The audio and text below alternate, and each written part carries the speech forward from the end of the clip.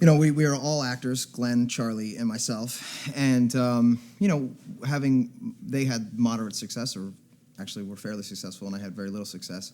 And even though they were working some of the time and I was getting bit parts here and there, we still weren't very happy with the material that we were getting. And we felt like a lot of the shows that were on TV and a lot of the movies that were coming out, a lot of the roles that were coming up just weren't, it wasn't the kind of material that we were interested in. So we came up with this idea of basically doing our own show. And so I wrote this script and I brought it to the guys and we kind of went from there. And pretty much just shot it ourselves, thinking it would be fun, which it turned out to be a great amount of fun and easier than we thought it would be. And then we edited it together and sold it to FX.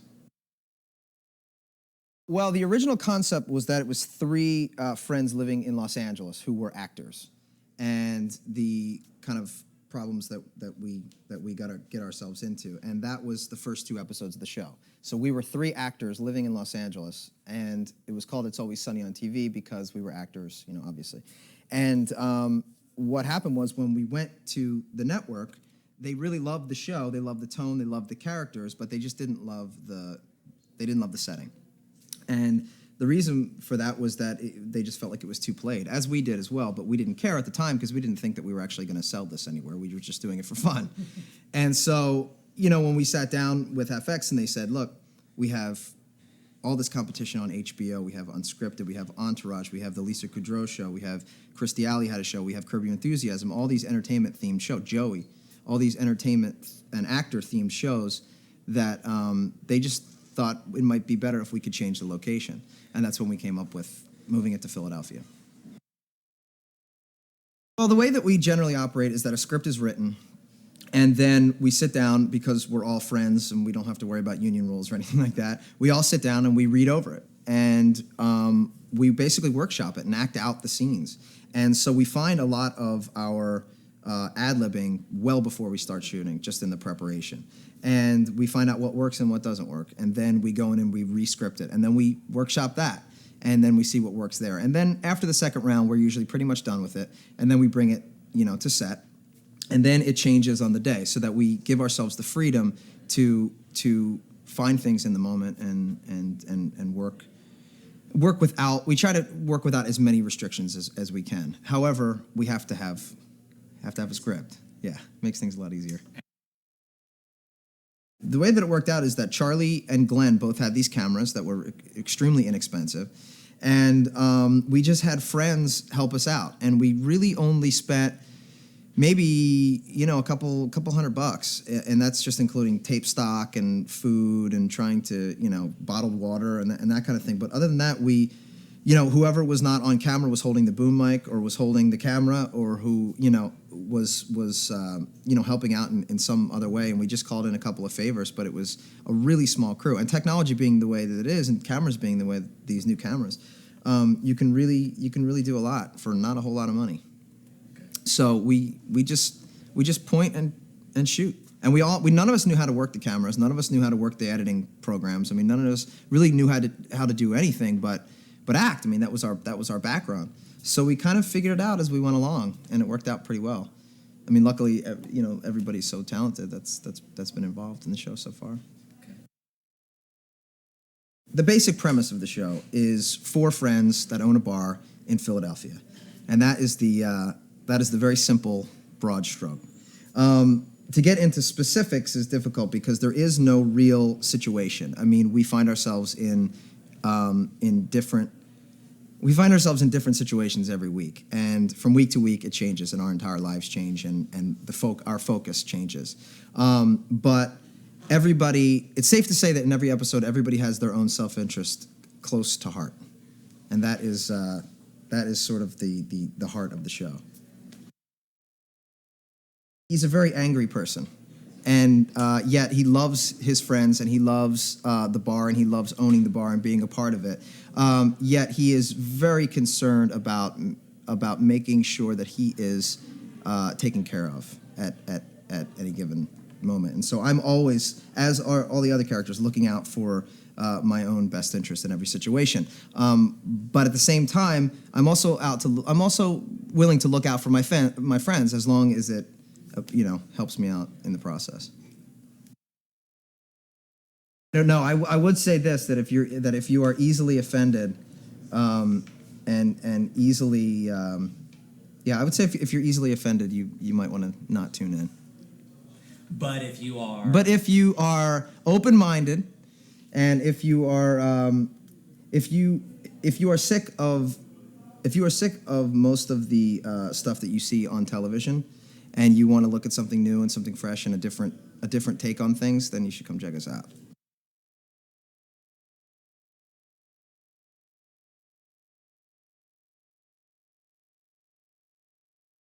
Basically, what we would do is we would act, and I would hold the camera while they acted, and then when it was my turn, I would hand the camera to them. And then I would say, all right, you act now. And then I would point it at him. And then, which is really what we did. It really is actually what we did. That's the truth. We didn't have a crew or anything. And we did have a script, but we really didn't stick to it very much. Which is why the very first incarnation of the show was completely out of control and really probably only funny to us. No. It was funny, but it was very improvised and long-winded. The thing is, if you have a digital camera and a computer, you can film anything and edit it yourself, and that's basically what we did. Yeah, it's amazing the resources that we have right in front of us. That we literally spent money on tapes to put in the camera. And probably gas to drive from because we shot a lot of it at your apartment and a lot of it at my apartment. Yes, and that was really it. We never wanted to do this show for a network. We never wanted to make a network show because we felt like we didn't want to be restricted, basically. And FX was a perfect match because... I can honestly say when we were making it, I had no idea. I didn't actually think that we were really going to sell it. Oh, no, I didn't either. None of us. We were just kind of doing it for fun. We really shot it. We shot it just for laughs, man. You know what I mean? Like, honestly. And then we edited it together and we were like, wow, this is actually pretty funny. Yeah, Charlie rarely says anything close to what's on the page, and it's always terrifically different and funny every time. I find it really fun. It's good to be the boss, you know? Yeah, it's nice to have that. It's nice to have the opportunity to go off the page a little bit. Yeah, but actually, honestly, a lot of times if we write something and it's really funny on the page, then we'll say it like that. Yeah. But and a lot of times we'll always play with it and see if we can make it better, and a lot of times we don't. A lot of times it remains the same. Mac is just a jerk. And is he the acerbic one of the group? Is he the... He's definitely the acerbic one. I don't know what that word means. Is he the wise guy? He's the ulcer. He's the ulcer. Yes. He's the pain in the stomach that makes you know that you're alive. Yes. And Sweet D is the reasonable voice of... She's supposed to be the voice of reason. But she thinks she is, but she's just as screwed up as everyone else. Right.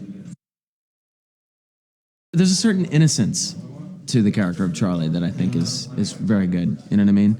Like I think we do despicable things, but our intentions are good on some level. Sometimes, like a lot of times, our intentions are good. I don't know. He's just somehow more innocent.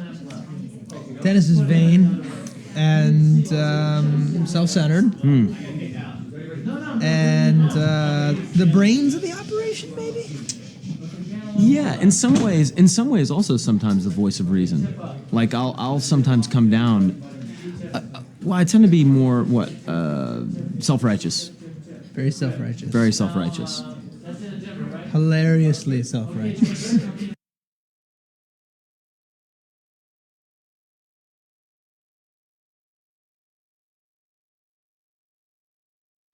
Sweet D is like the voice of reason for all these guys. It's like four best friends. They grew up together, and I'm kind of the one that's like, they're all acting like idiots all the time. But deep down, I'm really insecure and have a lot of problems of my own.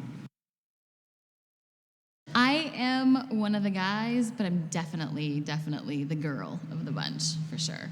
But I probably don't want to be, but insecure. Dee and Dennis are brother and sister, so they have a very kind of bickery, fun-loving, argumentative relationship. Charlie is like your heart bleeds for the guy, and Dee just wants to help him out with everything. He's in love with this waitress who just really couldn't care less about him, and something always goes wrong with Charlie. So she's just kind of trying to take care of him. And Mac is just kind of an asshole. Rob or Mac, Charlie, and Glenn, who plays Dennis, all kind of came up with this idea and shot it themselves using a couple of cameras in their houses. And so it just turned into this really wonderful thing. And when they cast me in it, I read a whole bunch of their scripts. And it's so fresh and so different because it's kind of like pushing the envelope in inappropriate humor, and that's what I find funny. I'd seen some scripts before I decided to take it. I thought it was hilarious. It definitely is highly inappropriate, which I find funny, and that kind of sold me right there. This show is about 4 people who are all friends and all run this bar in Philadelphia. They've been friends since high school. It's 3 guys and a girl. Dee is sort of the voice of reason for these 3 guys who have all very selfish interests, and but, you know, at the end of the day, she's got her own interests too. Honestly, the scripts are very funny. Every time I read them, there's you always get excited about the chance to improvise. The scripts are wonderful. When we get up there to shoot, we just kind of say whatever we want, and we all play off of each other, so it keeps it really fresh. We're in lovely downtown Los Angeles at the old Herald Examiner building. That's some asbestos up there and over there. This set, I believe, is used for prom and a restaurant and maybe some other stuff. It's about to fall down, so we're gonna wanna get out of here as soon as possible. Bye. Bye.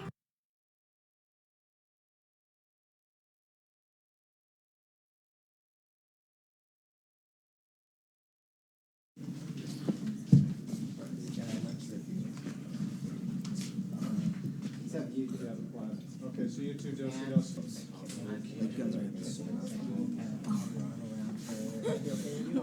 All right. You guys don't talk.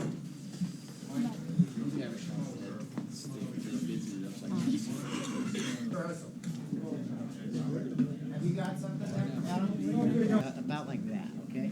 That's great. Now, are you guys coming through on background? All right, I want you guys to tell us. So, you guys should go, first, and you guys should just, okay? You guys at the same time, you go. As soon as they, just delay it a little bit. So they go, they dance, and then you kind of move down, okay? Let's shoot, guys. Dancing. Okay to see that music? I can cue him. With your foot or something, you gotta be down below. Okay.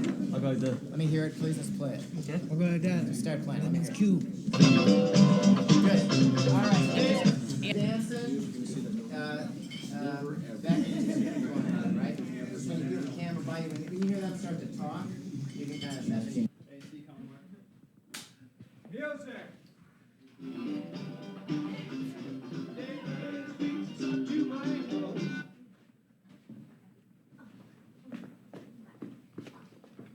These kids are all wasted, bro. I thought we were cutting them off.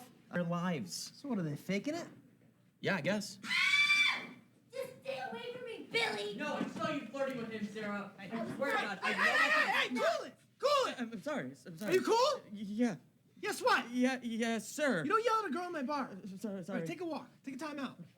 Think about what you did. Are you all right? He's such a player! Is he a player? Yes! All right, you're okay now? Yeah. Jimmy, that was like the coolest thing you've ever done. I know. You kicked that 12-year-old's ass. I'm gonna be sick. I'm proud of you, pal. Okay. Great. Got it. Thank you. Are you leaving about the same time you always did? What do you want? Don't leave any earlier. Just leave when you did, but air on the late side. Okay, quiet, please. And background is running and action. So are they faking it? I guess. Just stay away from me, Billy! No, I saw you flirting with him, Sarah. No, I saw wait, you. wait. You were just all over him. I just can't believe you. Hey!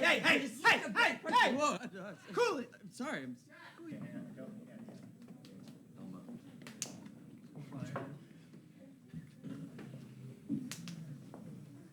Sorry. Hey!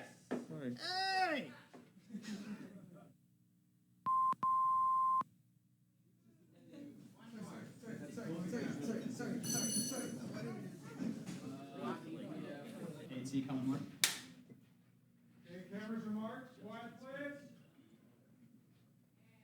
Background.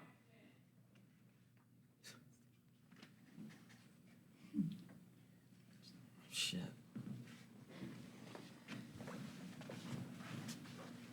You Dennis Reynolds? Yeah. You like what you see? I don't know. Dude, relax. I'm 18. You in high school? Yes. Take a walk. Doesn't seem to bother your sister. What? She was all over this one boy in my class today. Really? Relax. I'm legal and I like to party. So if you're looking for the ride of your life, give me a call. God damn.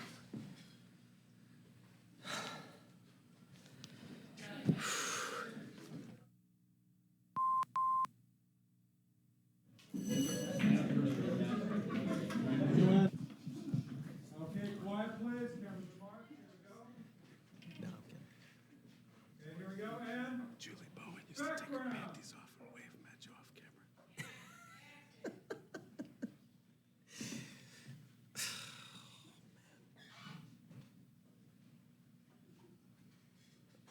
Shit. You Dennis Reynolds? Yeah. You like what you see? I don't know. Relax. I'm 18. Are you in high school? Yes. Get out of here. Doesn't seem to bother your sister. What? She was all over this one boy in my class today. Really? So relax, because I'm legal and I like to party. So if you're ever looking for the ride of your life, give me a call.